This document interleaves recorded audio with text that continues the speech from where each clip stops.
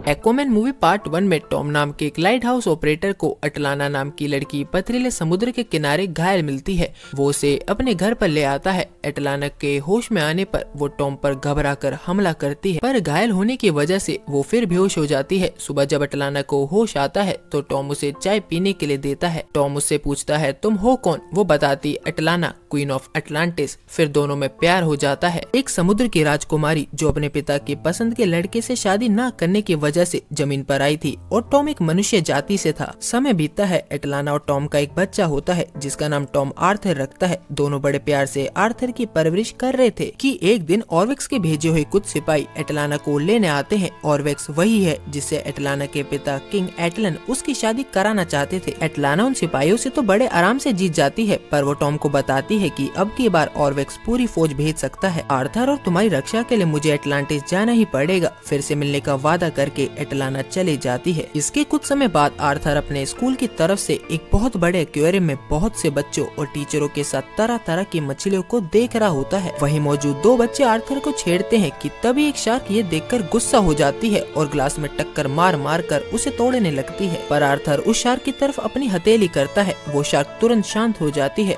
Arthur मुड़ता है और अपनी आंखें खोलता है। वो एक रोशनी से भरी होती हैं और सभी मछलियां आर्थर के पीछे इकट्ठा हो जाती हैं। यहाँ से सीन कुछ साल आगे शिफ्ट होता है। एक लुटेरों का ग्रुप एक पनडुब्बी में घुसकर नेवी के कुछ ऑफिसर्स को मार देते हैं। बाकी के सभी लोग टॉर्पीडो रूम में खुद को लॉक कर लेते हैं। तभी लुटेरे पनडुब्बी के कैप्टन को पकड़ कर लाते हैं और लुटेरों के हेड का बेटा कैप्टन को मार देता है। की एंट्री होती है एक्वामैन की। वो पूरी पनडुब्बी को गहरे पानी से उठाकर पानी की सतह पर ले आता है और सभी लुटेरों को बुरी तरह पीटता है। सभी नेवी ऑफिसर्स को पनडुब्बी से बाहर निकालकर लुटेरे बाप बेटे को भी पीटता है, जिधर एक टॉर्पीडो लुटेरे के ऊपर गिर जाता है, जिसकी वजह से लुटेरा फंस जाता है और पनडुब्बी में पानी भरने लगता है। लुटेरे का बेटा एक्वामैन से मदद करने के लिए कहता है, पर एक्वामैन उसे कहता है तुम मौत का खेल खेलते हो ना, तो आज समुद्र का खेल देखो, और ये कहकर वहाँ से चला जाता है। जिधर लुटेरा अपने बेटे को वहाँ से जाने के लिए कहता है और खुद एक धमाका करके मर जाता है। सीन कट होता है। आर्थर के पिता टॉम अटलाना के इंतजार में समुद्र को निहार कर जा रहे होते हैं कि तभी समुद्र से आर्थर आता है। आगे हमें समुद्र की दुनिया दिखाई जाती है। अटलांटिस राज्य में किंग न्यूरस किंग ऑरम से मिलने आता है। किंग ऑरम अटलाना और ऑर्वेक्स का बेटा है, यानी एक तरह से एक्वामैन का भाई, जिनकी माँ तो एक ही है अटलाना, पर दोनों के बाप अलग हैं। जिधर किंग ऑरम किंग न्यूरस से कहता है समुद्र की 7 सुल्तानों को पहले की तरह एक होकर फिर से दुनिया पर राज करें। किंग न्यूरस ऑरम को समझाते हैं धरती वाले हिंसा का शिकार हैं, वो आपस में लड़ लड़ कर एक दिन मर जाएंगे। किंग ऑरम कहता है पर इससे पहले वो इस समुद्र को बर्बाद कर देंगे। किंग न्यूरस उसे कहता है 7 समुद्र में से 4 तुम्हारे साथ होने चाहिए, तभी 7 राज्य तुम्हारी बात मानेंगे और तब तुम बन सकते हो ओशन मास्टर, और तब तुम्हारे पास होगी दुनिया की सबसे ताकतवर फौज। पर हम सभी ने तो सुना है कि अटलांटिस का एक और वारिस भी है जो धरती पर रहता है। ऑरम किंग न्यूरस को बताता है हाँ,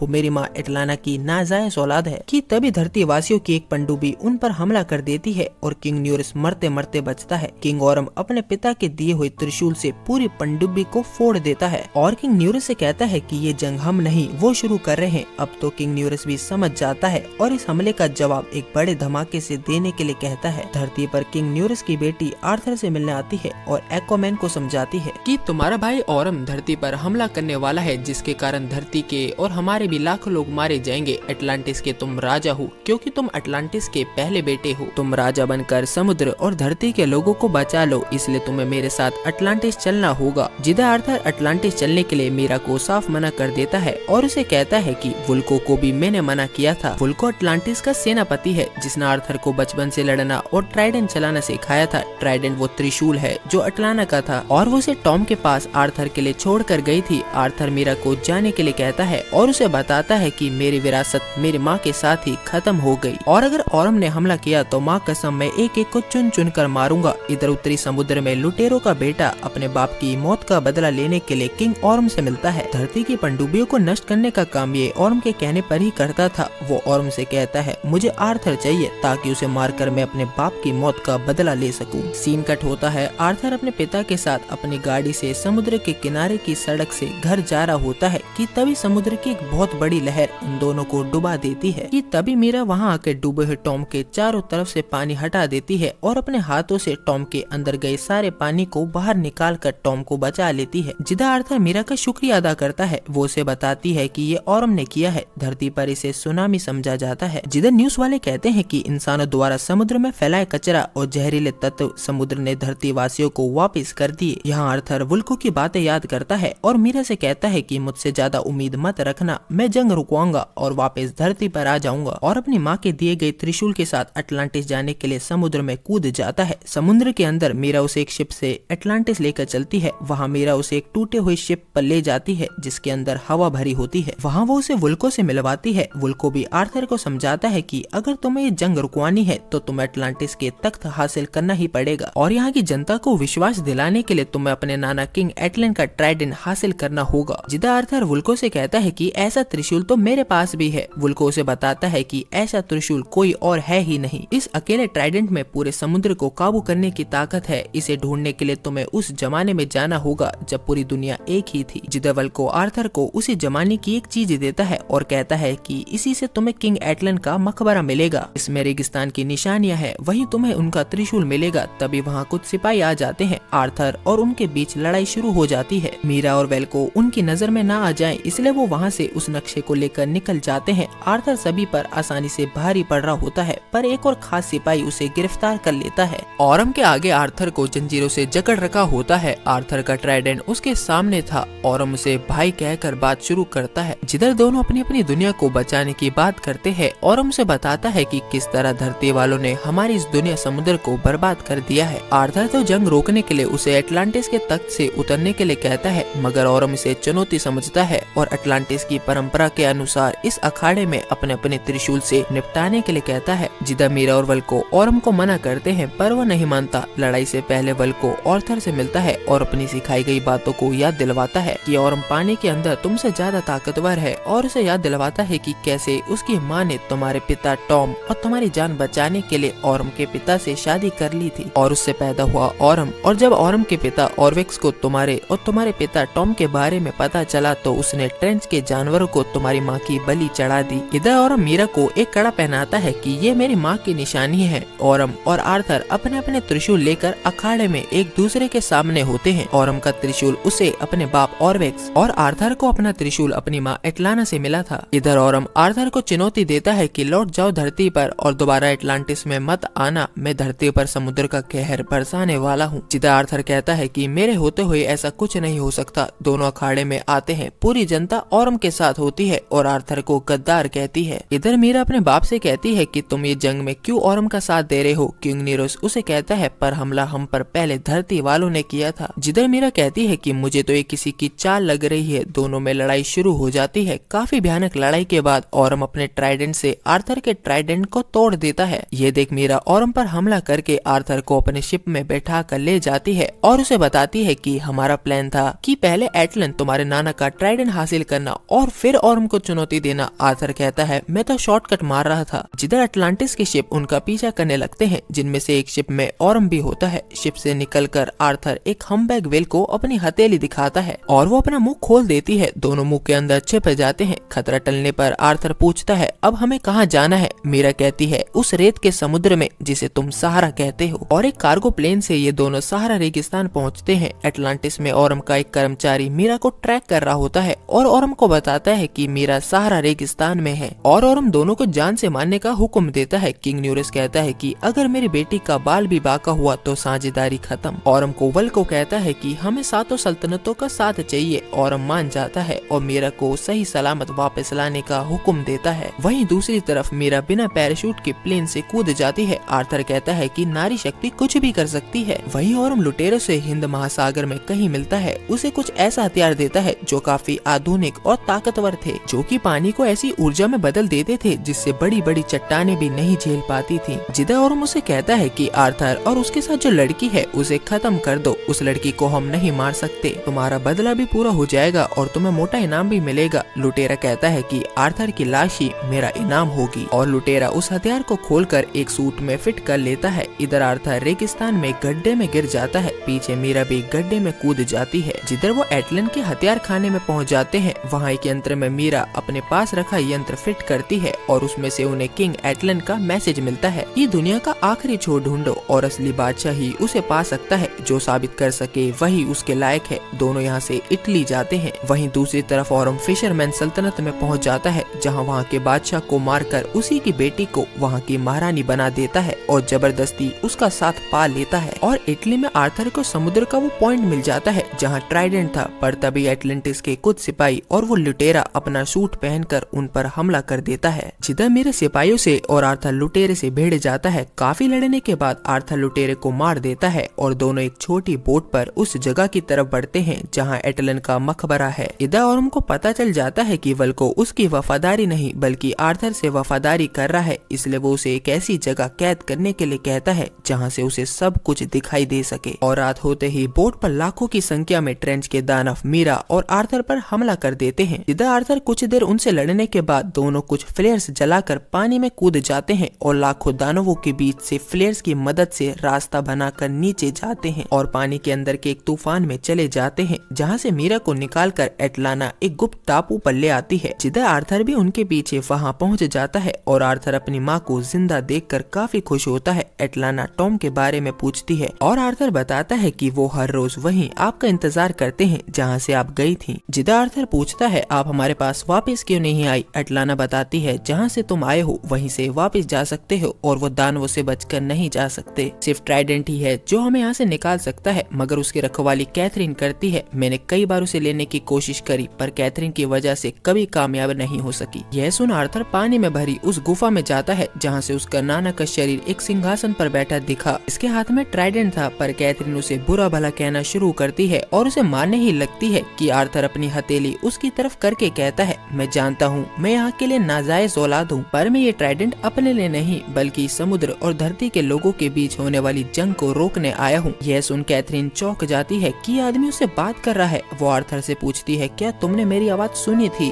आर्थर हाँ कहता है, जिधर कैथरीन कहती है कि तुम दूसरे हो जिसने मेरी आवाज सुनी है किंग एटलन के बाद। अगर तुमने ट्राइडेंट ले लिया तो ठीक है, वरना तुम्हें खाने में बहुत मजा आएगा। आर्थर ट्राइडेंट को छूता है और उसे उठा लेता है। ट्राइडेंट की सारी ताकत आर्थर में समा जाती है। गुफा से बाहर आते ही उसकी माँ कहती है कि आ गया एक सच्चा बादशाह। सीन कट होता है। इधर ऑरम ब्रायन सल्तनत पर हमला कर देता है क्योंकि सिर्फ ब्रायन किंग ने एटलांटिस का साथ नहीं दिया है और इसलिए ऑरम ब्रायन किंग को मारकर दुनिया की सबसे ताकतवर फौज से धरती पर अगले दिन हमला करने जा रहा है। वहीं दोनों फौजों में एक भीषण युद्ध शुरू हो जाता है। ऑरम ब्रायन किंग को मारने ही वाला होता है कि तभी समुद्र का तल फाड़ कर कैथरीन बाहर निकलती है और एटलांटिस की फौज पर टूट पड़ती है। उनके हमले का उस पर कोई असर नहीं हो रहा था। आर्थर भी ट्राइडेंट की मदद से लड़ रहा होता है। मीरा उसे समझाती है हमें लोगों को मारना नहीं है, इसलिए इस जंग को रोकने के लिए तुम्हें ऑरम को हराना होगा। उसे पानी से बाहर ले जाकर हरा दो। आर्थर ऑरम को पानी की सतह पर ले जाता है, जिधर सभी सिपाही लड़ाई रोक देते हैं। मीरा वल्को को छुड़ा लेती है। आर्थर और ऑरम में जंग शुरू हो जाती है। इस बार ऑरम आर्थर के आगे कमजोर पड़ रहा होता है और इस बार आर्थर ऑरम के ट्राइडेंट को तोड़ देता है, पर उसे मारता नहीं। वल्को एटलाना को देखकर चौंक जाता है। एटलाना अपने दूसरे बेटे ऑरम को गले लगाती है। वहीं वल्को भी अपना बदला लेता है। वो ऑरम को कैद करने के लिए कहता है कि इसे ऐसी जगह कैद करो जहाँ से इसे सब कुछ दिखे। जिधर आर्थर मीरा से पूछता है कि अब क्या करूं। मीरा कहती है कि बादशाह बन के दिखाओ। आर्थर कहता है कि क्या तुम मेरी रानी बनोगी, और आर्थर अपना ट्राइडेंट उठाता है। जिधर सभी उसे बादशाह मानते हैं, जिसमें कैरेथिन भी होती है और एटलाना टॉम के पास वापस चली जाती है। और इसी के साथ एक्वामैन मूवी खत्म होती है। Thanks for watching.